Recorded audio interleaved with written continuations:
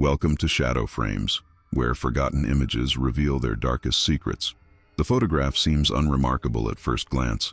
A sepia-toned class picture from 1907, its edges softened by time, the paper slightly yellowed with age. It shows a group of children arranged in 3 neat rows outside a rural schoolhouse, their faces surprisingly cheerful for an era when photographs required subjects to hold still for uncomfortable periods. The 13 children wear their finest clothes, girls in pinafores with ribbons in their hair, boys in stiff collars and jackets. Their teacher, a stern-looking woman in her 30s, stands to one side, her high-necked blouse and floor-length skirt typical of educators from the Edwardian period. A small wooden schoolhouse forms the backdrop, its clapboard siding and single bell tower representing the heart of this unnamed rural community.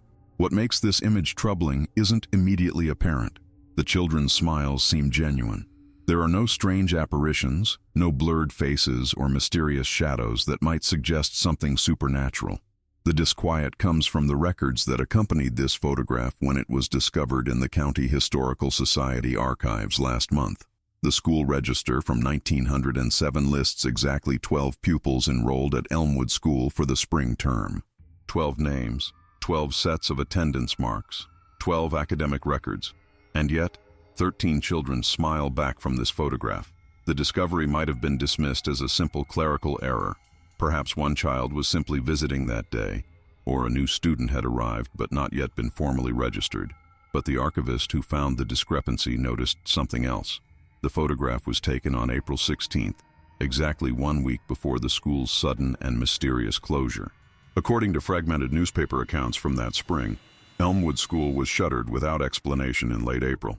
The school teacher, identified as Miss Eleanor Harmon, apparently left town the same night without collecting her final wages or her personal effects. The children were redistributed to neighboring schools with no official reason provided. Most disturbing is the 13th child herself.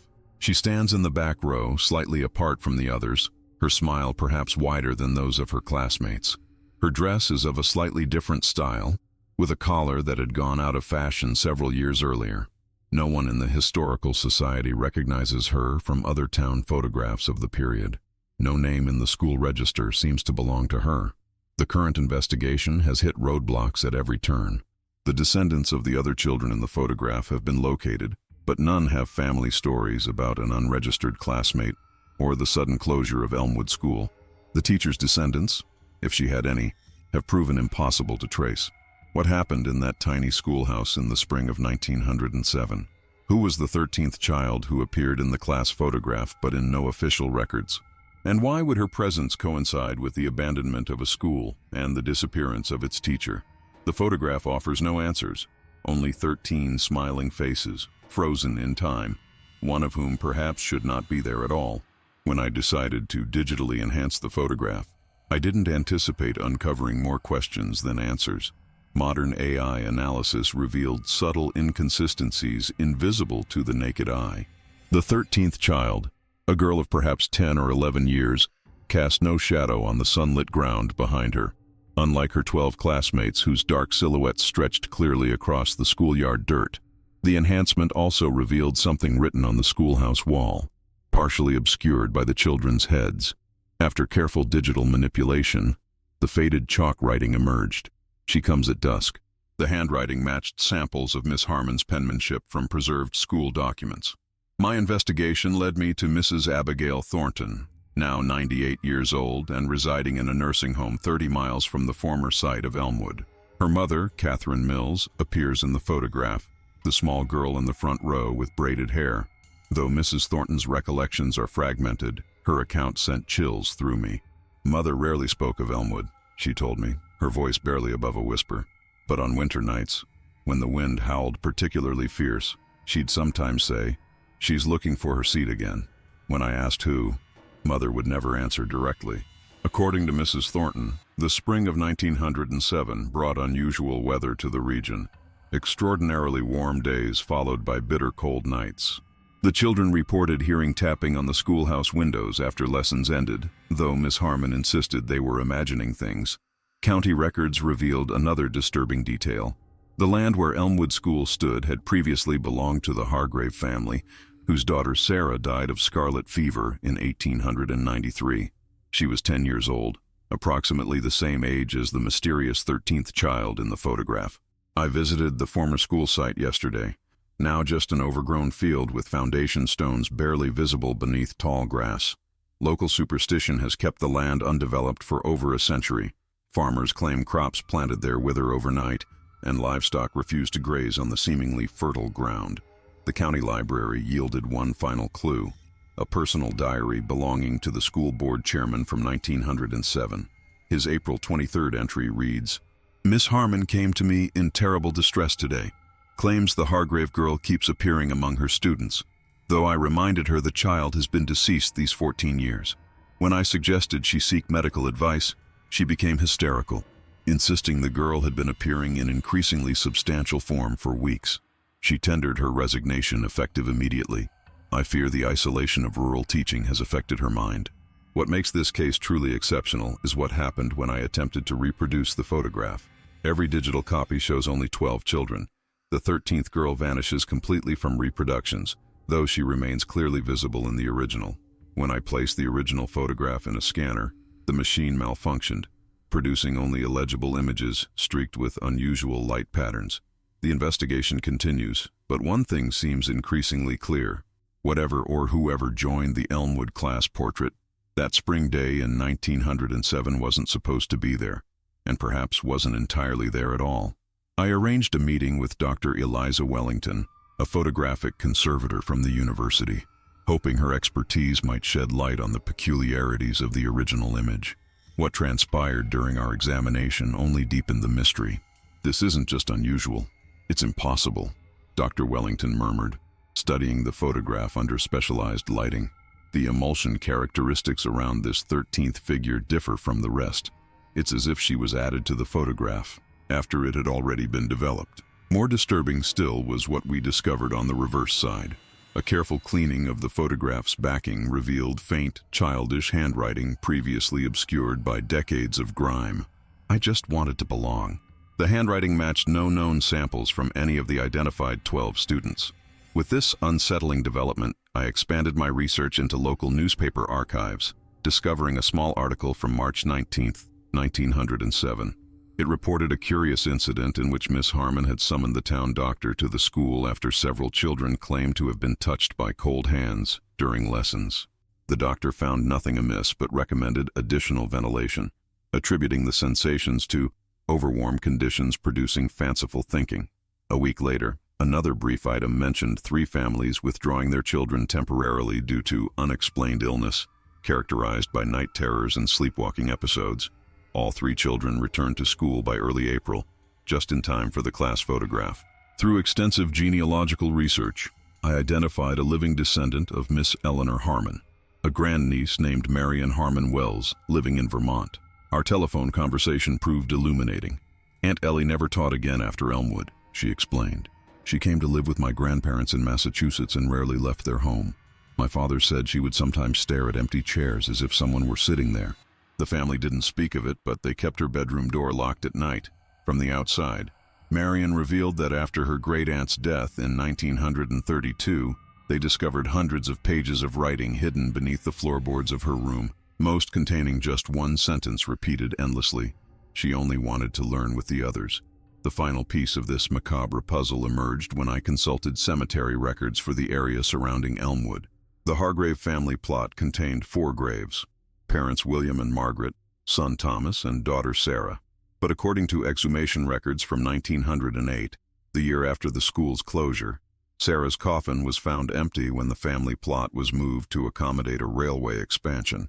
Perhaps most chilling was my discovery yesterday while reviewing the enhanced digital image once more. Focusing on the schoolhouse windows visible behind the group, I noticed a reflection that should not exist. Miss Harmon appears to be standing in 2 places simultaneously. In her official position beside the children, she looks composed, if stern. But her reflection in the window shows a woman with her hands raised in evident alarm, her mouth open as if in mid-scream. The photograph has now been secured in a specialized containment case at the Historical Society. After 3 staff members reported seeing it change positions overnight, nobody is willing to leave it unsecured. The investigation continues, but one must wonder if some questions are better left unanswered. I spent yesterday afternoon at the county clerk's office examining death records from 1890 through 1910. What I discovered transforms our understanding of the Elmwood School photograph. Sarah Hargrave wasn't the only child who died during that period. Between 1895 and 1904, 7 children between the ages of 8 and 12 perished from various causes within a 5-mile radius of the schoolhouse. Each death occurred in April. More revealing was a fragmented letter I found tucked inside an envelope containing property records for the school site. Written by the original landowner, Jeremiah Hargrave, grandfather to Sarah, it referenced an agreement made with town officials before donating the land for educational use.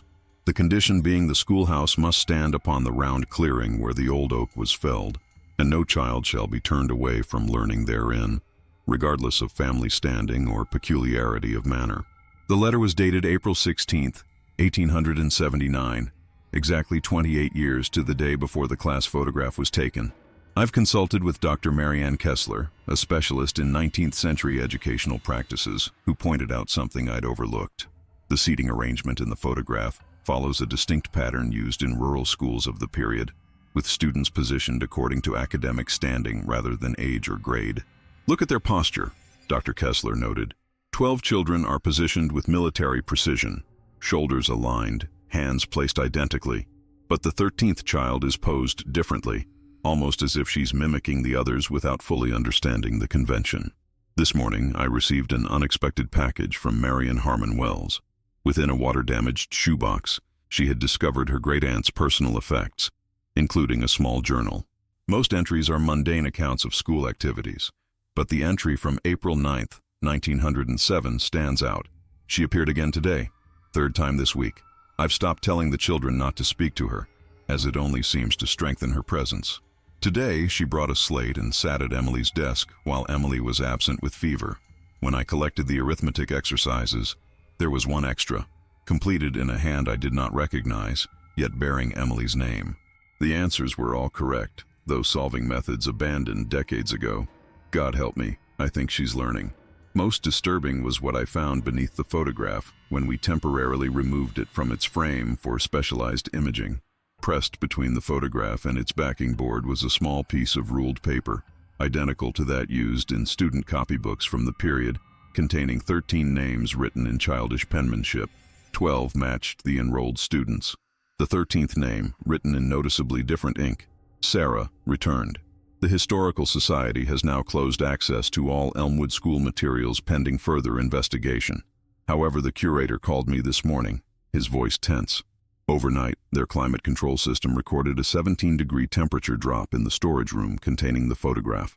The security camera footage shows nothing unusual, except for one frame at precisely 3:17 a.m., which appears to show 13 small handprints pressed against the inside of the storage room window. The archival materials have been moved to a secure containment facility at the university, but my connection to the Elmwood School case perseveres. Last night I received an alarming call from the security guard monitoring the photograph. Electronic equipment in the containment room continues to malfunction. Digital thermometers reading impossible temperatures, motion sensors triggering without cause, recording devices capturing nothing but static, punctuated by what sound distinctly like childish whispers. I've begun examining school attendance records from neighboring districts following Elmwood's closure. A disturbing pattern emerges. Within 6 months of Elmwood students transferring to other schools, each institution reported unusual occurrences: cold spots in classrooms, missing personal items later found arranged in precise circles, and most telling, multiple reports of students conversing with imaginary friends who matched Sarah Hargrave's description. Professor Emmett Richardson, a cultural anthropologist specializing in educational rituals, provided unexpected context after reviewing my findings. 19th century rural communities often practiced symbolic inclusion rituals for deceased children, he explained. Empty desks maintained for departed students, their names called during attendance. These weren't merely remembrances, but reflected genuine belief that education continued beyond death. The Hargrave land donation likely formalized this folk practice, a grieving grandfather ensuring all children could learn, even those who had passed on. This theory gained credibility when I discovered Jeremiah Hargrave lost 3 children in a diphtheria outbreak before donating the land. The schoolhouse wasn't just built on family property, it was built on family grief. Yesterday I interviewed Josephine Miller, age 93, whose grandmother attended a neighboring school that received 4 Elmwood students. Her recollection proved chilling. Grandma said those Elmwood children were changed. They'd talk to empty spaces and save seats no one could sit in. The teacher once tried moving a chair one of them had reserved, and every piece of chalk in the building shattered simultaneously. They started letting that empty chair be after that. The Historical Society president reluctantly shared something they'd withheld. In 1912, 5 years after Elmwood's closure, the abandoned schoolhouse burned to the ground. Firefighters reported seeing multiple children running from the flames, though no bodies were ever recovered. The fire began on April 16th. Most unnerving is what happened this morning. While reviewing my digital notes, text began appearing spontaneously on my screen. Childish handwriting materializing one letter at a time. We take turns now. 1 photograph each April. She taught us how to stay. We want you to take our picture next. My printer activated independently, producing a single page, a crude invitation resembling a child's drawing of the original Elmwood School. The text reads, Class Portrait April 16th, with tomorrow's year printed beneath it. The location specified is the empty field where Elmwood once stood. I find myself torn between scholarly obligation and primal fear. What happens to those who photographed the students of Elmwood? What happened to Miss Harmon after she fled? The rational part of my mind insists this is an elaborate hoax, yet I cannot explain the evidence accumulating around me. The site of Elmwood School awaits. Tomorrow is April 16th, and I fear the class of 1907 expects their newest portrait to include 14 subjects. The morning of April 16th dawned with an unseasonable chill. Despite my reservations, I found myself driving toward the former Elmwood School site, my camera equipment packed neatly in the trunk. Scholarly curiosity overwhelmed my better judgment. The empty field appeared unchanged at first glance. Tall grasses swaying in the breeze, foundation stones barely visible beneath encroaching vegetation. Yet something felt fundamentally different about the atmosphere. The air seemed thicker, charged with expectation. Birds that normally filled the countryside with song were conspicuously silent.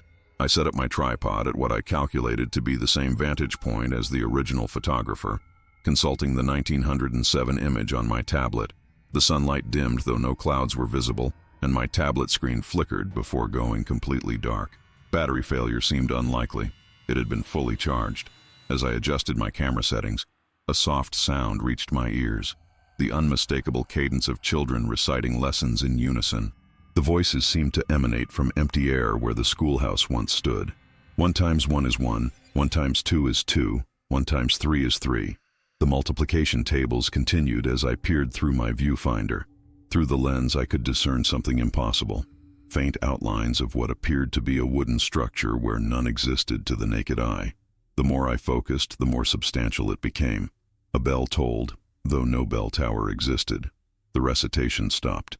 Through my camera lens, I watched the ghostly door of a non-existent schoolhouse swing open.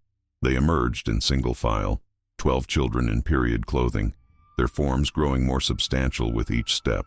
I recognized them from the photograph, though they appeared more vibrant than their sepia counterparts. They arranged themselves in 3 perfectly straight rows, just as they had over a century before. A 13th child, Sarah, stepped out last, her smile wider than the others. She looked directly into my camera lens and beckoned with one pale hand. Behind them all came a figure I recognized as Miss Eleanor Harmon, though her expression bore little resemblance to her stern countenance in the original photograph. Her eyes were wide with what appeared to be warning rather than welcome. The children's mouths moved in unison. "Will you join our class?" My finger hovered over the shutter release. Through the viewfinder, Miss Harmon shook her head almost imperceptibly, her lips forming words I couldn't hear. A shadow fell across my equipment. Impossible, as I stood alone in an empty field. I lowered my camera and turned. A girl of perhaps 12 stood beside me, dressed in clothing that would have been fashionable around 1930. Her form was solid, unlike the wavering apparitions visible through my lens. She smiled and extended her hand. "I'm Margaret. I was the photographer in 1932. Her voice was as clear as any living child's. "They let me stay to help with the new pictures. They'll let you stay too." I notice now a collection of items arranged neatly at the field's edge. Cameras of various vintages, from antique bellows models to mid-century Kodaks. Even a 1980s Polaroid, one for each April 16th since the school closed. Miss Harmon's unheard warning suddenly became clear. The class of Elmwood wasn't seeking just their portrait. They were collecting photographers. I awoke this morning in my own bed, with no recollection of how I left the Elmwood site. My camera sat on my nightstand, though I have no memory of bringing it home. The events of yesterday feel simultaneously vivid and dreamlike, as if I experienced them through a veil of fog. Upon examining my camera, I discovered it contained exactly 14 photographs. Each shows the Elmwood students arranged in their rows, Miss Harmon standing rigidly beside them, and most disturbingly myself among them, positioned beside Margaret, both of us holding vintage cameras. Yet I have no memory of joining their formation or of any photograph being taken with me in it. The final image shows only an empty field. Determined to verify my sanity, I drove back to the site this afternoon. The field appeared ordinary under the bright sun, no trace remaining of whatever manifestation occurred yesterday. However, when I approached the crumbling foundation stones, I discovered fresh chalk marks, a perfect circle containing 14 tally marks arranged like the spokes of a wheel. My research has acquired new urgency.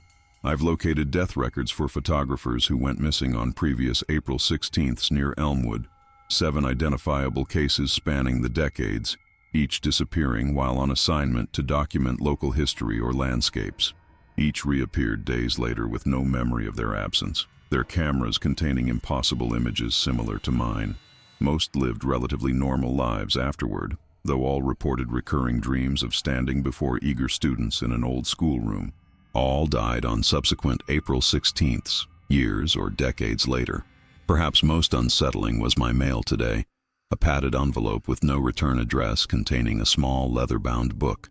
Inside, I found what appears to be Miss Harmon's actual teaching journal from 1907, not merely the fragments discovered previously. The final entry, dated April 23rd, reads, "I understand now what Mr. Hargrave intended with his bequest." His grief created something beyond natural law, a place where learning transcends mortality. Sarah was only the first. They all return eventually, drawn by the promise of eternal education. I tried to maintain the boundary, but they've found a way to persist beyond the schoolroom. They've learned to capture moments, to preserve themselves in silver and light. I cannot remain to witness what they become when they've learned all I can teach them. God forgive me for what I've unleashed. The journal's final pages contain student evaluations, 13 in total. The assessment for Sarah Hargrave reads simply, "Exceptional aptitude for persistence, teaches others too well." Most troubling is what I discovered upon developing the film from my analog camera, which I'd brought as backup. Beyond the impossible portraits, the final frame shows something my digital camera didn't capture: the children's true forms. Their faces, initially so innocent, appear distorted, their eyes replaced by what look like camera apertures, their mouths black voids. The telephone has rung 12 times today. Each call contains only the sounds of chalk on slate and children's whispered counting.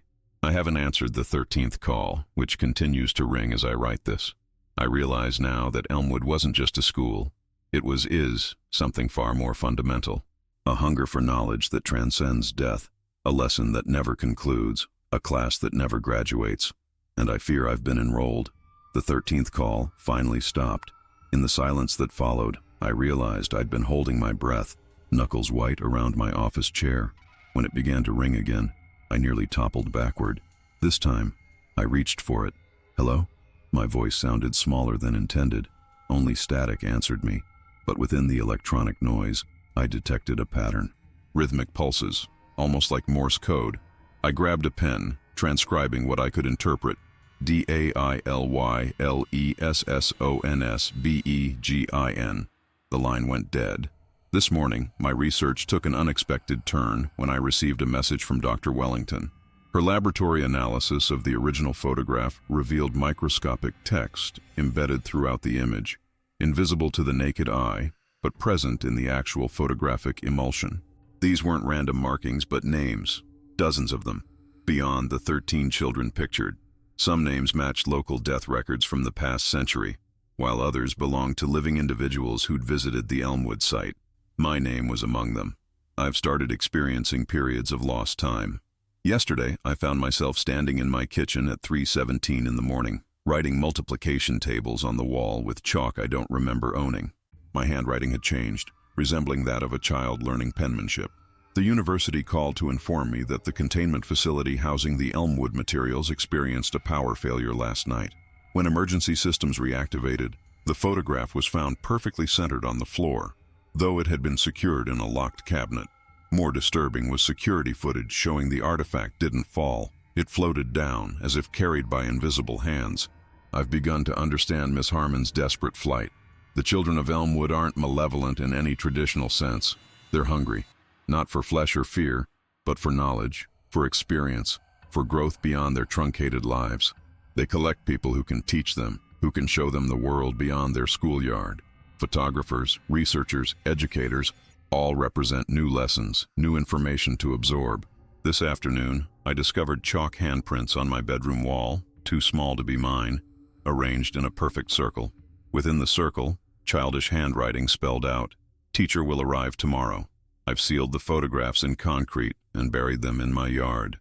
I've destroyed my cameras and corrupted my digital files. Yet somehow, I know these actions are futile. The lesson has already begun. The children have already seen me. I've been registered in their eternal classroom. Most terrifying is my growing suspicion about Miss Harmon's ultimate fate.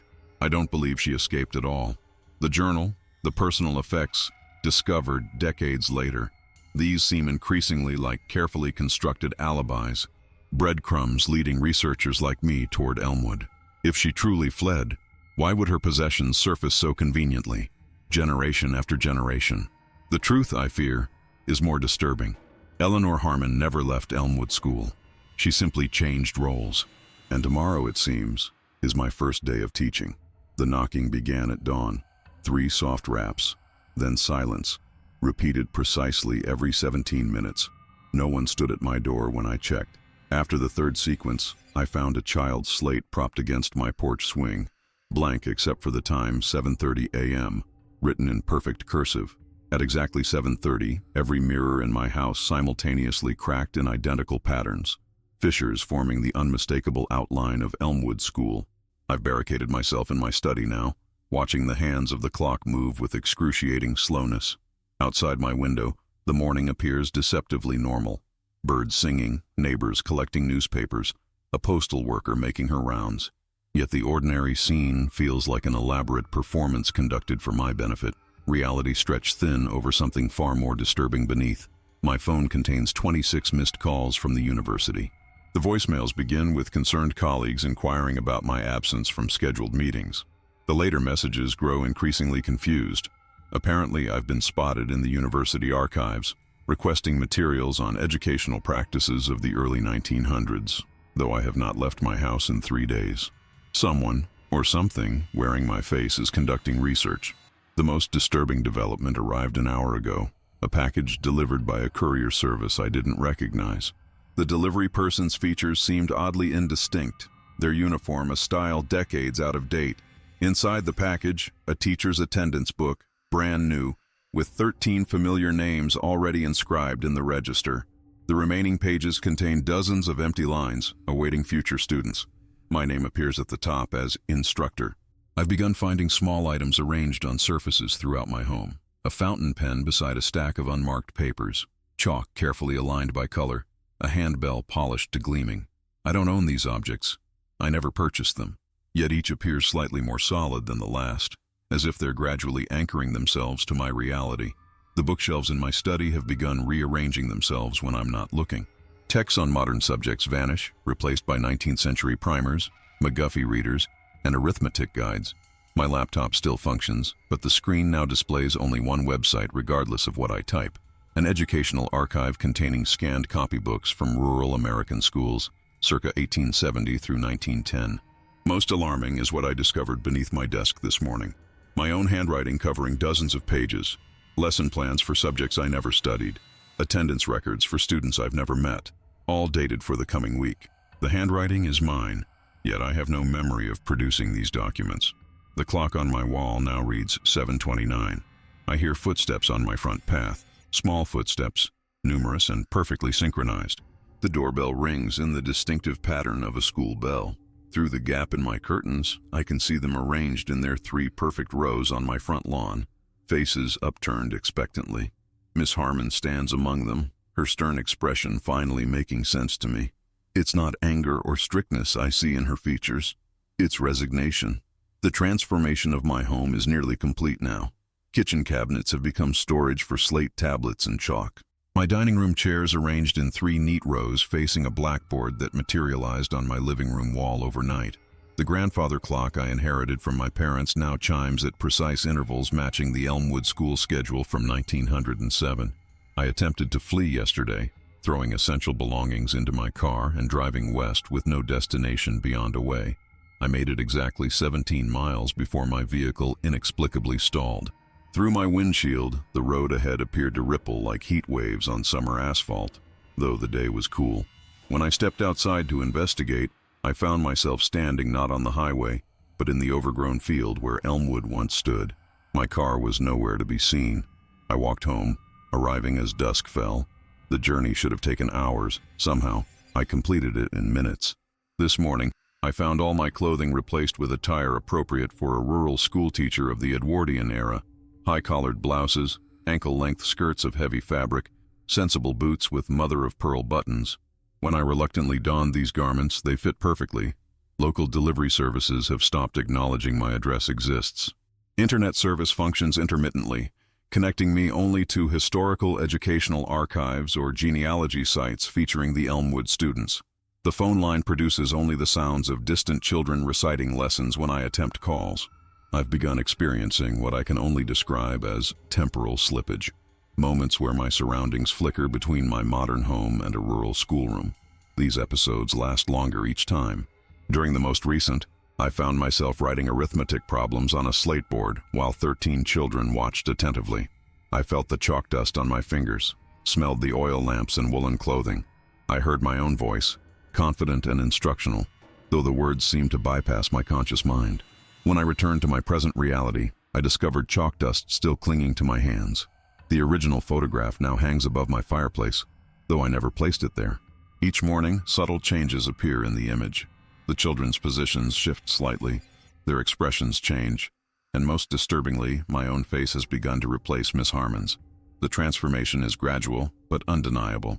County historical records I managed to access reveal the land under my suburban development was once part of the Hargrave estate. My house, specifically, stands where the schoolmaster's cottage was located, the residence Eleanor Harmon would have occupied before her supposed departure. I understand now. Elmwood School never truly closed.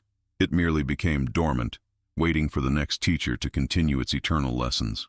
The children, Sarah and her collected classmates across decades, have been preparing this transition for generations, selecting each successor with careful deliberation.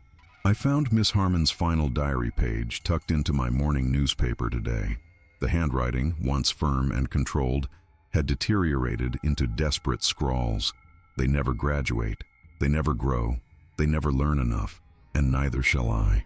The doorbell rang at precisely 3:17 this morning. Though I hadn't slept, the sound still startled me. Not the electronic chime of my modern system, but the distinctive jangle of a hand-pulled bell rope that hasn't existed in my home before now. When I opened the door, I found not children but a weathered leather satchel containing a stack of student compositions dated April 16, 1908, a full year after the supposed closure of Elmwood School. Each essay bears the same title, What I Learned from Miss Harmon. The handwriting varies by student, but the content shares disturbing similarities. Each child describes learning special lessons after regular school hours. They write of Miss Harmon teaching them to exist between moments and step through reflections. Most troublingly, they describe learning to borrow faces from visitors who came to photograph or document the school. The final essay in the stack is signed simply Eleanor. The handwriting matches the samples I've seen of Miss Harmon's penmanship, but the content suggests it was written much later than 1908. They have taught me more than I taught them. They showed me how time bends around certain places, how death is merely another classroom with different rules. I have resisted becoming what they need, but my predecessor grows weary. The children require new instruction. fresh knowledge from the world beyond our schoolyard. I cannot maintain this boundary alone much longer. This suggests a chilling possibility. Miss Harmon wasn't the first teacher at Elmwood, merely another link in a chain stretching back to whatever ritual Jeremiah Hargrave enacted when donating the land. I visited the county clerk's office one final time today, using what may be my last opportunity to move freely in the modern world. The elderly records clerk recognized me, though her greeting was peculiar. "Back again, Miss Harmon? The genealogy files are where you left them yesterday." When I protested that I wasn't Eleanor Harmon, she tilted her head in confusion, then seemed to recalibrate. "Of course, my mistake. You remind me of someone who's been researching here recently. In those genealogy files, I discovered what I'd feared. The Hargrave family lineage contains a pattern. Every third generation, a child dies young, followed by unusual phenomena at the school. More significantly, each instance coincides with the arrival of a new teacher. The architectural plans for Elmwood School, filed with the original building permit in 1879, contain anomalies no standard structure would include. The foundation stones arranged in a complex geometric pattern, rooms with proportions following the Fibonacci sequence, windows placed to capture specific alignments of sunlight during the equinoxes. This wasn't just a school. It was an apparatus designed for some purpose beyond education, with the teacher as its central component. As I write these words, I hear them. The children gathering on my front lawn again, their voices raised in a song taught in American schools a century ago. The windows of my study have disappeared, replaced by the multi-paned glass of a 19th century schoolhouse. My laptop flickers between functioning technology and an illusion of itself, a slate tablet decorated to resemble something from another time. I am not the investigator anymore. I am the investigation's conclusion. The 13th call finally stopped. In the silence that followed, I realized I'd been holding my breath, knuckles white around my office chair. When it began to ring again, I nearly toppled backward. This time, I reached for it. "Hello?" My voice sounded smaller than intended. Only static answered me, but within the electronic noise, I detected a pattern. Rhythmic pulses, almost like Morse code. I grabbed a pen, transcribing what I could interpret. DAILYLESSONSBEGIN. The line went dead.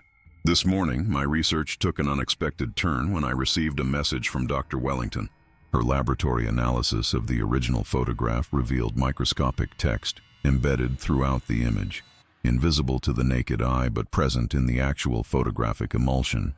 These weren't random markings but names, dozens of them, beyond the 13 children pictured. Some names matched local death records from the past century, while others belonged to living individuals who'd visited the Elmwood site. My name was among them. I've started experiencing periods of lost time. Yesterday, I found myself standing in my kitchen at 3:17 in the morning, writing multiplication tables on the wall with chalk I don't remember owning. My handwriting had changed, resembling that of a child learning penmanship. The university called to inform me that the containment facility housing the Elmwood materials experienced a power failure last night. When emergency systems reactivated, the photograph was found perfectly centered on the floor, though it had been secured in a locked cabinet. More disturbing was security footage showing the artifact didn't fall. It floated down, as if carried by invisible hands. I've begun to understand Miss Harmon's desperate flight. The children of Elmwood aren't malevolent in any traditional sense. They're hungry. Not for flesh or fear, but for knowledge, for experience, for growth beyond their truncated lives. They collect people who can teach them, who can show them the world beyond their schoolyard. Photographers, researchers, educators, all represent new lessons, new information to absorb. This afternoon, I discovered chalk handprints on my bedroom wall, too small to be mine, arranged in a perfect circle. Within the circle, childish handwriting spelled out, "Teacher will arrive tomorrow." I've sealed the photographs in concrete and buried them in my yard. I've destroyed my cameras and corrupted my digital files. Yet somehow I know these actions are futile. The lesson has already begun. The children have already seen me.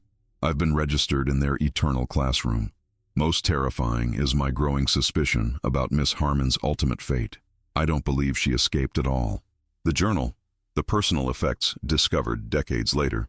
These seem increasingly like carefully constructed alibis, breadcrumbs leading researchers like me toward Elmwood. If she truly fled, why would her possessions surface so conveniently, generation after generation? The truth, I fear, is more disturbing. Eleanor Harmon never left Elmwood School. She simply changed roles, and tomorrow, it seems, is my first day of teaching. I first measured the steady diminishing of my own identity 3 days ago. Standing before my bathroom mirror, I found myself applying subtle cosmetic refinements to appear more like Eleanor Harmon. My hair arranged in her severe style, my posture unconsciously mimicking her rigid bearing. I wasn't disguising myself deliberately. My hands simply moved as if guided by muscle memory I shouldn't possess. The children, I've begun thinking of them as my students, now appear whenever I pass a reflective surface. They watch me silently from within mirrors, windows, even the polished chrome of my toaster. Their expressions remain unchanged, expectant and hungry for knowledge. I find myself preparing lessons for them, organizing materials for subjects I never studied, curating information to feed their boundless appetite for learning. Yesterday, a package arrived from the university. Dr. Wellington's final analysis contains confirmation of what I already suspected. The photographic emulsion of the Elmwood image contains organic material, human material. The chemical process somehow incorporated cellular matter from both photographer and subjects, binding them together not just symbolically, but physically. Each reproduction, each new class portrait, requires this biological component, a literal piece of the new teacher merged with the preserved essence of the eternal students. I've discovered why the position of Elmwood teacher transfers rather than accumulates. In my hallway mirror this morning, behind the watching children, I glimpsed previous instructors, dozens of them, stretching back in a diminishing line, their features growing hazier with temporal distance. At the front stood Eleanor Harmon, her formerly stern countenance now revealing exhaustion and resignation.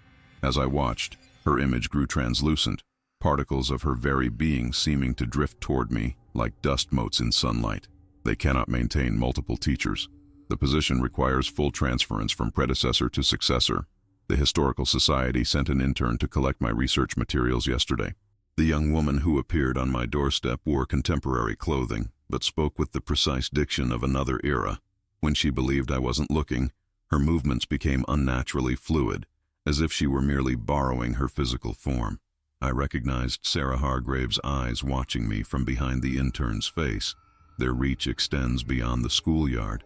Their influence grows. Most telling was my conversation with Marian Harmon Wells last night.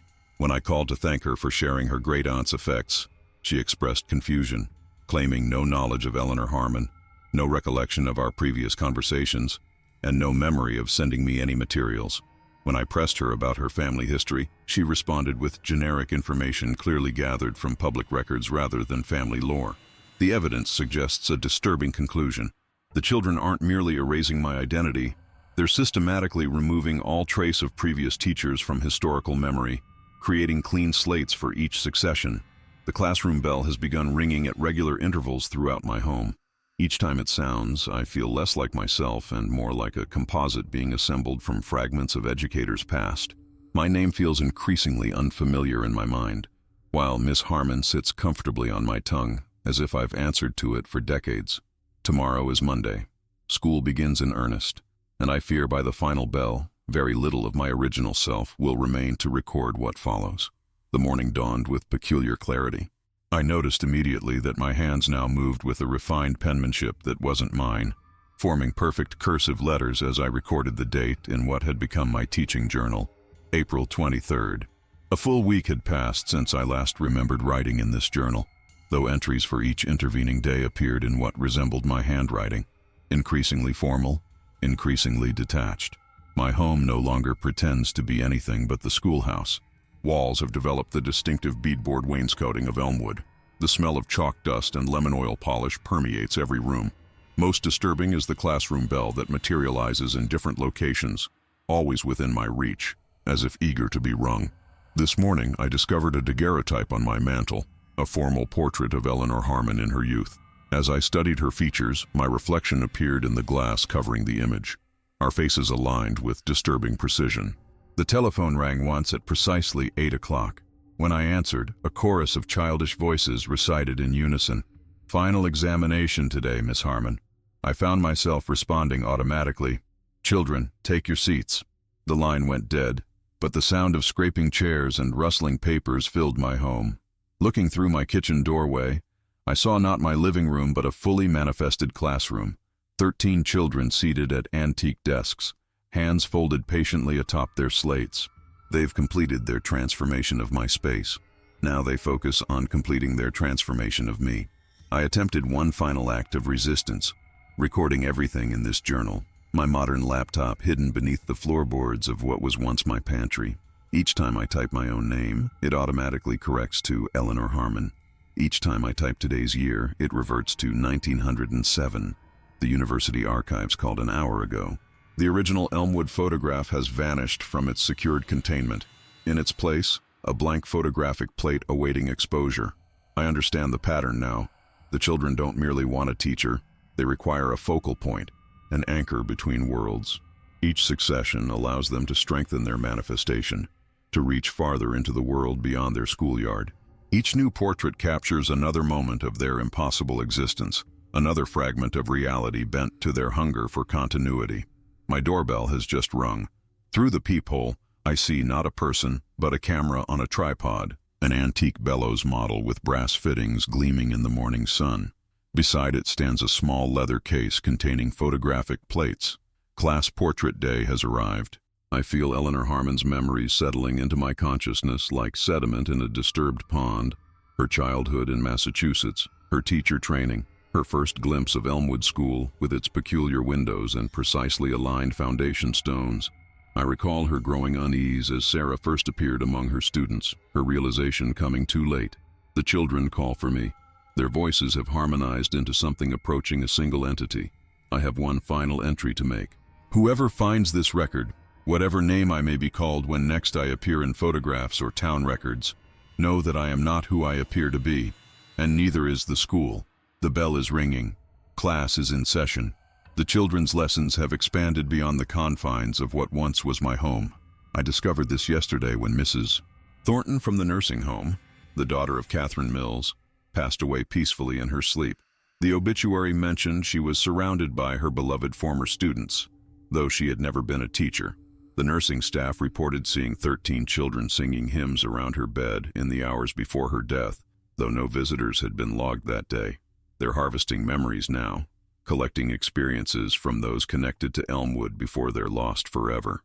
This morning I found a graduation certificate among my teaching materials, dated 1907 but signed with my handwriting. The name field remains blank, awaiting completion. A note in childish script accompanies it. When one leaves, another must take their place. I understand the cycle now. A teacher serves until the children have absorbed everything they can offer. Then advancement occurs, not for the students, but for the instructor. The graduation certificate isn't for any child. It's for Eleanor Harmon. For me. But graduation requires a replacement. The Historical Society has appointed a new researcher to investigate the Elmwood School mystery. I watched her through the classroom windows yesterday. Young, eager, methodical in her examination of the foundation stones. The children watched too, their expressions calculating rather than curious. "Is she suitable, Miss Harmon?" Sarah asked, her voice carrying the authority of the eternal classroom monitor. I hesitated before answering, fighting Eleanor's instinct to perpetuate this cycle. She deserves to choose her own path. Sarah smiled, the expression never reaching her eyes. "So did you, teacher. So did all who came before." I found old newspaper clippings in my desk drawer this morning, obituaries spanning decades, each describing respected teachers who passed unexpectedly on April 23rd of their respective years. Each photograph shows subtle resemblances to Eleanor Harmon's features merged with another face. The transference is never complete until the predecessor fully relinquishes their position. The blank graduation certificate awaits my signature. The new class portrait hangs on my wall, showing 13 children and myself standing where Miss Harmon once stood. Only now do I notice what should have been obvious. In the original photograph, Eleanor wasn't standing beside the children. She was trying to pull one away. The classroom bell has begun ringing continuously, no longer marking scheduled periods but creating an urgent, insistent demand. Outside my windows, the young researcher approaches again, drawn by what she perceives as an exciting historical mystery. I now understand why the other teachers eventually surrendered to graduation. The weight of accumulated knowledge, not just my own but fragments from every predecessor. creates an unbearable burden. The certificate offers release. All it requires is signing over the position and another curious soul to the eternal classroom of Elmwood School. The doorbell rings. Sarah smiles. The choice before me is simple yet impossible. Education, after all, is about passing knowledge to the next generation. The final photograph has changed again overnight. My face has merged further with Eleanor's, our features blending into a composite being that belongs fully to neither time. But most disturbing is what appears in the background. Not just the Elmwood schoolhouse, but a sprawling campus that never existed, buildings stretching impossibly into the distance, windows illuminated with eager faces pressed against the glass. The children's collection grows beyond 13. I found county enrollment records dating back to 1870 concealed beneath the floorboards of what was once my bedroom. Each page contains names of students who died before completing their education, not just at Elmwood, but at every school within 50 miles. The list spans centuries, hundreds of names meticulously recorded in different handwriting styles, some entries so faded they're barely legible. At the bottom of the final page, in fresh ink, the name of the young researcher who visited yesterday. She isn't scheduled to die. She's being recruited. The transformation of my surroundings accelerates. My backyard has become a 19th century schoolyard complete with hand pump and swing set. The neighboring houses visible through my windows flicker between modern structures and period-appropriate buildings. The boundary between Elmwood and reality thins with each passing hour. Most alarmingly, I've begun receiving mail addressed to Elmwood Academy for Continuous Learning, with enrollment inquiries from parents whose children died recently. The return addresses span the entire country. Word is spreading. The hunger grows. I attempted to warn the researcher by telephone yesterday. When she answered, I tried desperately to caution her away from Elmwood, but my voice emerged as Eleanor's, calmly inviting her to a special presentation by our advanced students on historical research methods. The graduation certificate now bears bloodstains along its edges. I found a newspaper clipping from 1880 describing the first teacher at Elmwood, Charlotte Whiting, who departed unexpectedly following a classroom accident. Her replacement? A previously unknown educator named Eleanor Harmon, who appeared providentially the very next day. This cycle has perpetuated for nearly 150 years. I discovered a previously hidden compartment in what was once my kitchen cabinet. Inside, 13 locks of hair, 13 baby teeth, and 13 small personal items.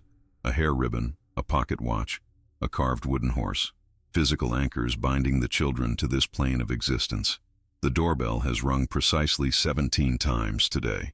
Through the peephole, I see not the researcher, but different faces each time. Men and women of various ages and eras, all bearing the unmistakable look of educators. When I blink, they vanish. Previous teachers, watching to see if I'll perpetuate their torment or end it. The chalk on my blackboard rearranges itself continuously, forming one message. The final lesson requires sacrifice. Tonight is April 23rd. By morning, either I sign the graduation certificate and transfer this burden to another, or I implement the desperate plan I've formulated. Either way, someone must leave Elmwood School forever. The dawn of April 24th brings no birdsong, no neighborhood sounds, only the terrible silence of a decision made. My hands tremble as I fold the graduation certificate, blank, unsigned, and place it inside Eleanor Harmon's original teaching contract from 1879. The researcher's car sits abandoned on what appears to be my driveway, but is increasingly the graveled approach to Elmwood School. I've chosen a third path. The collection of personal artifacts, those 13 anchors binding the children to this realm, now rest in a circle upon what was once my dining table, but has fully transformed into Miss Harmon's desk. Between them sits a candle borrowed from Sarah's eternal collection, 14 matches arranged in a star pattern around its base. They cannot hold both of us. Eleanor's voice whispers through my consciousness. The system requires balance. One teacher for 13 pupils. I've spent the night studying Jeremiah Hargrave's original land covenant, hidden within the school's foundation stone, which now protrudes through my living room floor. The document reveals what I suspected. His grief-stricken bargain specified eternal education for all children of the district, denied their full measure of learning by death, but limited the arrangement to 13 pupils at any time. The covenant's final clause, nearly illegible but crucial, The accord persists so long as knowledge flows from one who has completed their education to those who have not. My desperate gamble rests on this precise wording. Through the classroom windows, I watch as the researcher explores the grounds, her notepad already filling with observations, her expression shifting between scholarly curiosity and growing unease. The children have appeared on the playground, engaged in period-appropriate games while watching her with predatory patience. I strike the first match as the school bell begins to ring unprompted. The flame catches, blue-white and unnaturally steady. I offer knowledge you have never received. I address the empty classroom, knowing they hear. The final lesson every teacher before me withheld. The temperature plummets. Frost forms on the windows in elaborate patterns resembling report cards, each marked with an incomplete grade. Your education was never meant to be eternal, I continue, my voice blending with Eleanor's, Charlotte's, and every predecessor's. You were meant to graduate. The classroom door bursts open though no wind blows. The children stand in rigid formation, their expressions transformed from hunger to uncertainty. Today I complete your education. Today I teach you how to leave. I light the graduation certificate with the candle flame as Sarah lunges forward, her form flickering between solid child and something older, hungrier. The personal artifacts begin to smoke though no fire touches them. Outside, the researcher has stopped writing, her gaze fixed on my windows where 13 faces press against the glass in expressions no longer of eagerness, but of dawning comprehension mixed with primal fear. The lesson has begun. By sunrise, Elmwood School will either claim its 14th teacher or finally, mercifully, release its eternal students to whatever awaits beyond the final bell. The contract burned with unnatural intensity, pale blue flames consuming parchment that should have resisted fire. As the document blackened, each child's tether, the personal artifacts arranged in their circle, began to emit thin wisps of smoke, though no flame touched them. Education isn't meant to be endless, I spoke through lips that felt both mine and Eleanor's simultaneously. True learning culminates in transformation. Sarah's form flickered violently, her outline blurring as if viewed through heat waves. You can't dismiss us, she hissed, her voice carrying the harmonics of 13 separate tones. We are Elmwood. No, I countered, drawing on memories that belonged to Charlotte Whiting, to Eleanor Harmon, to every teacher trapped in this cycle. You are children. Jeremiah Hargrave never intended imprisonment, only opportunity. Through the windows, I watched the researcher back slowly away from the schoolhouse, her notepad fallen forgotten on the gravel. The manifestation had progressed enough for her to perceive what no ordinary visitor could. The impossible architecture of a building that shouldn't exist, populated by students who had died across 14 decades. The school bell began to ring with frantic urgency, not the measured tones marking lesson periods but a desperate alarm. The ceiling timbers groaned as if under immense pressure. The covenant requires completion, I continued, my voice steady despite the maelstrom building around me. Knowledge flows until education is fulfilled. Today, I fulfill mine by teaching you to graduate. I struck another match, touching it to the 13th child's tether, a small brass button. The effect was immediate and catastrophic. The classroom windows shattered inward, showering the wooden floor with glass that formed perfect geometric patterns, concentric circles around each student's desk. The blackboard cracked down its center, revealing not the expected lath and plaster behind it, but an impossible void swirling with what appeared to be stellar formations. Miss Harmon knew, I said, meeting Sarah's increasingly transparent gaze. She tried to pull you away that day in the photograph, not to stop you from being included, but to free you from what Elmwood was becoming. The graduation certificate's ashes reconstituted before my eyes, reforming not into the original document but 13 separate diplomas, each bearing a student's name in gold leaf. The dates spanned from 1879 to 1962, the full range of the children's earthly lives. Outside, the researcher had fallen to her knees, witnessing what no investigation could have prepared her for. The schoolhouse itself beginning to fold inward like paper burning from the edges, revealing glimpses of ordinary suburban reality behind the illusion. The children's expressions transformed from resistance to wonder as their personal artifacts crumbled to dust. Their forms grew increasingly transparent, edges softening, features relaxing from eternal childhood toward something peaceful and complete. Class dismissed, I whispered as the final bell tolled, its sound somehow both ending and beginning. The morning after the final bell, I woke in my own bed, in my own home, truly mine again. The walls bore no wainscoting, no blackboards, no educational charts. Through my windows, I could see ordinary suburban houses rather than a 19th century schoolyard. The photograph that had begun this extraordinary journey sat on my desk, changed irrevocably. 13 children still smiled from the sepia-toned image, but their expressions had transformed from hunger to contentment. Miss Eleanor Harmon no longer stood rigid beside them, but appeared seated among them, her stern countenance replaced by genuine warmth. Most remarkably, faint graduation caps had appeared above each child's head, impossible artifacts from a ceremony that had waited over a century to occur. The university called that afternoon. The original photographic plate had reappeared in its containment unit, though now it showed only an empty schoolyard with a building in mid-demolition. The Historical Society reported similar changes to all Elmwood records. Attendance sheets now showed completed education for all 13 children, with graduation dates corresponding to when each would have naturally completed their schooling had they lived. I drove to the Elmwood site, compelled to witness what remained. The overgrown field appeared ordinary now, no foundation stones protruding from the earth, no whispers on the wind. But around the perimeter, 13 saplings had sprung up overnight, arranged in the same formation as the children had stood in their class portrait. Each tree was different: oak, maple, birch, yet all were perfectly aligned, their new leaves shimmering in the spring sunshine. The researcher I'd seen through the schoolhouse windows approached as I stood contemplating the saplings. "Are you the one who's been investigating the Elmwood case?" she asked. "Yes," I replied, uncertain how much she remembered of yesterday's supernatural manifestation. She smiled, extending her hand. "I'm Dr. Rebecca Whiting. Charlotte Whiting was my great-great-grandmother. Family legend says she taught at a school that closed under mysterious circumstances." The name sent a shiver of recognition through me.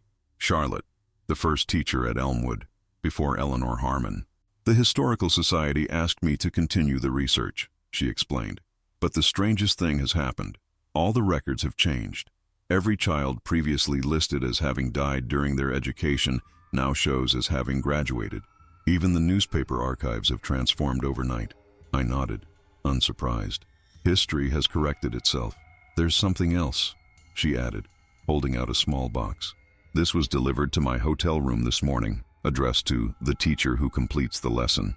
Inside lay a simple brass school bell, engraved with 13 stars and one name: Jeremiah Hargrave. "What does it mean?" she asked. I smiled, feeling the weight of multiple lifetimes lifting from my shoulders. "It means some educations take longer than others, but everyone deserves to graduate." Above us, birds sang in the 13 saplings, their melody resembling, just faintly, the cadence of children reciting their final lessons before moving on. I returned to my office at the university yesterday, my first day back after what the administration is calling my research sabbatical. My colleagues greet me with polite smiles that don't quite reach their eyes. They've heard rumors, something about a nervous breakdown involving an old photograph. Nobody asks directly. My name has been reinstated on my office door, replacing the temporary placard that had appeared during my absence. E. Harmon, Historical Education Consultant. The bronze lettering catches the afternoon sunlight, momentarily blinding me with its reflection. When my vision clears, I see 13 small handprints in the dust of my windowsill, though they vanish when I blink. Not everything returns to normal. Last night, I received a yellowed envelope containing a newspaper clipping dated May 7, 1908. It features a small announcement: Elmwood School reopens under new management.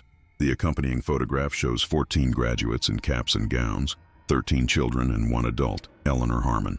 Their faces are radiant with genuine accomplishment.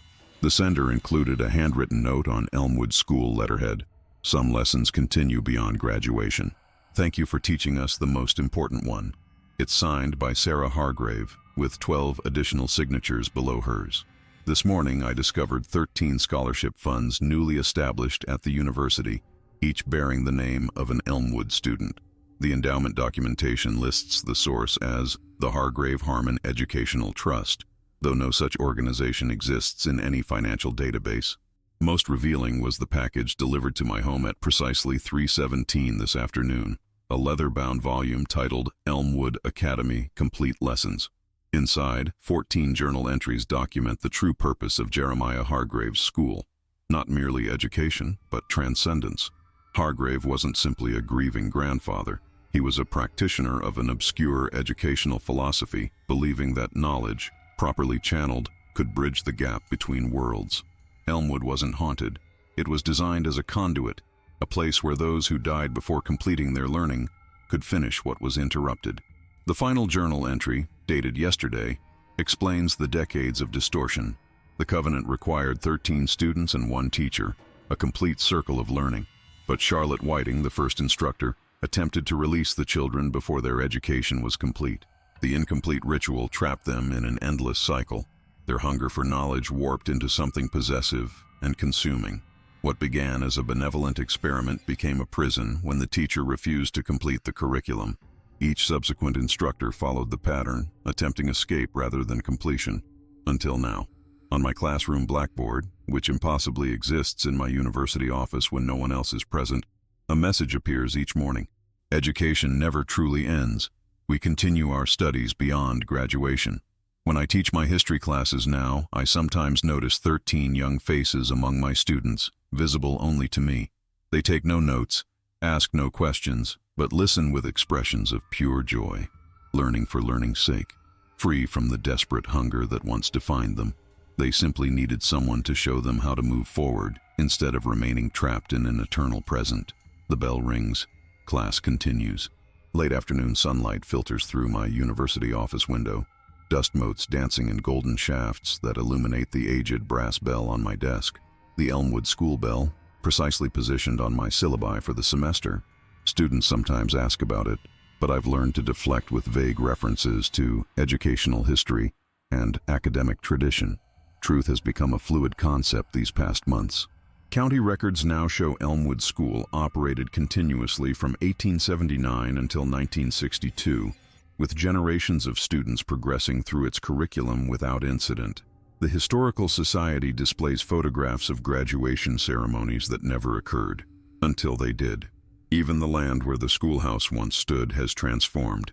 Those 13 saplings now stand as mature trees forming a perfect circle, their species representing educational traditions from across the world. Oak for persistence, olive for wisdom, cherry for the transience of knowledge. Dr. Rebecca Whiting has become an unexpected ally. Over coffee this morning, she showed me her great-great-grandmother's teaching certificate, newly discovered among family papers. The document bears both Charlotte Whiting's name and a curious amendment in faded brown ink. Curriculum incomplete, continuation approved. My family always said Charlotte left teaching to marry, Rebecca mused, tracing the certificate's ornate border. But her wedding date doesn't match the timeline. There's an unexplained gap of 17 months. The gap, I suspect, represents Charlotte's resistance to the covenant, her time caught between accepting her role and attempting escape. The pattern repeated with each successor until I broke the cycle by completing rather than abandoning the lesson. I've begun receiving applications from students whose academic histories show curious gaps or interruptions. Their essays mention Elmwood without prompting, though the school exists now only in properly archived history. Their eyes hold knowledge beyond their apparent years. I accept them all. The boundaries between educational realms have thinned permanently. Sometimes during lectures, my classroom momentarily overlays with Elmwood's. Students in modern clothing beside children in historical dress, all equally engaged. My colleagues report nothing unusual, but enrollment in my history courses has tripled, with waiting lists extending semesters ahead. Most telling is what happens at precisely 3:17 each afternoon. Wherever I am, 13 children appear momentarily, not as frightening apparitions, but as contented scholars, books in hand, graduation caps perched atop their heads. They form a circle, bow in unison, and vanish, not haunting, but honoring, acknowledging the teacher who finally understood education's true purpose. The Hargrave family plot now contains 14 headstones, properly dated and inscribed. Eleanor Harmon's grave, previously unmarked in a Massachusetts cemetery, now bears the epitaph, "She taught until the final lesson was learned." I keep the class photograph on my desk, no longer hidden but prominently displayed. Visitors see only a charming historical image, but sometimes when I'm alone, the children wave from within their sepia-toned world, not beckoning me to join them but confirming they've moved beyond. Graduated at last into whatever curriculum awaits beyond mortal learning. The bell rings. Another class awaits. Education continues, as it always should. The final puzzle piece arrived yesterday. A letter from Marion Harmon Wells, miraculously restored to her proper memories after history's correction. Inside the envelope was a delicate silver locket containing a miniature daguerreotype of Eleanor Harmon as a young woman, looking remarkably like myself. "This belonged to my great-aunt," Marion wrote. "She always said it would need to find its rightful owner someday. I believe that person is you." The locket bears a curious inscription inside. Education transforms both student and teacher. When worn, it seems to amplify the moments of temporal overlap, the Elmwood classroom manifesting more clearly during my university lectures, my modern students seamlessly integrated with those eternal pupils who now visit rather than haunt. I've accepted an unexpected appointment as curator for a new university exhibit. Educational Transformations, American Rural Schoolhouses, 1870 through 1970. The centerpiece will be the Elmwood photograph in its new manifestation, no longer a disturbing anomaly, but a testament to educational perseverance. County records revealed one final secret last week: the land where my home stands, where I experienced the full manifestation of Elmwood School, was purchased in 1963 by a trust established in Eleanor Harmon's will. The property deed contains an unusual covenant, to be occupied only by those who understand the true purpose of education. I wasn't randomly drawn into this mystery. I was chosen, perhaps by Eleanor herself, perhaps by the educational continuum that Jeremiah Hargrave inadvertently created. The children needed someone who could comprehend both their hunger for knowledge and their need for completion. Dr. Wellington called this morning with results from her final analysis of the photograph. The emulsion now contains 13 distinct DNA signatures alongside my own, a physical record of presence that science cannot explain but must acknowledge. The university has established a research fellowship to study the phenomenon, though I suspect some mysteries are meant to remain partially veiled. The 13th child, Sarah, has stopped appearing in mirrors and reflective surfaces. Instead, she occasionally manifests as a young woman in graduation regalia, a doctoral hood draped over her shoulders. She leaves behind scholarly articles on educational theory that exist nowhere in academic databases, but contain insights that transform my teaching methodology. Sometimes at dusk, walking across campus, I glimpse Eleanor Harmon among the students hurrying between buildings, not as the stern schoolmistress, but as a colleague, nodding in professional acknowledgement before disappearing into evening shadows. The school bell now sits on my desk during office hours. When students struggle with difficult concepts, it occasionally rings softly of its own accord. I've learned to recognize this as a signal to shift my approach, guidance from teachers who preceded me and continue their work beyond traditional boundaries. Education, I've discovered, never truly concludes. The classroom extends beyond physical walls, beyond temporal constraints, beyond the artificial boundary between life and what follows. We are all students and teachers simultaneously, our lessons continuing long after conventional wisdom suggests they should end. The photograph has served its purpose. The class of Elmwood School has graduated, but their education, and mine, continues. The breeze carries whispers through the 13 trees as I stand at the center of what once was Elmwood's classroom. One full year has passed since that final bell, yet the connection remains, transformed rather than severed. The saplings have grown impossibly fast, their branches now reaching high enough to form a natural cathedral above the clearing. I come here on the 16th of each month, drawn by an obligation that feels less like burden and more like privilege. Today, I've brought 13 small graduation gifts, books I've selected specifically for each child's demonstrated interests during our brief time together. Sarah loved astronomy. Thomas showed aptitude for mathematics. Little Emily was fascinated by poetry.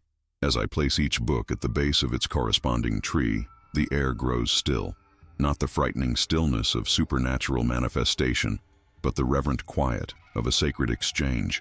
"You don't need to keep visiting," a voice speaks from behind me.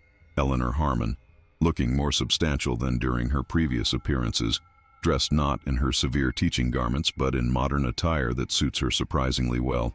"I know," I reply, setting down Emily's book of sonnets.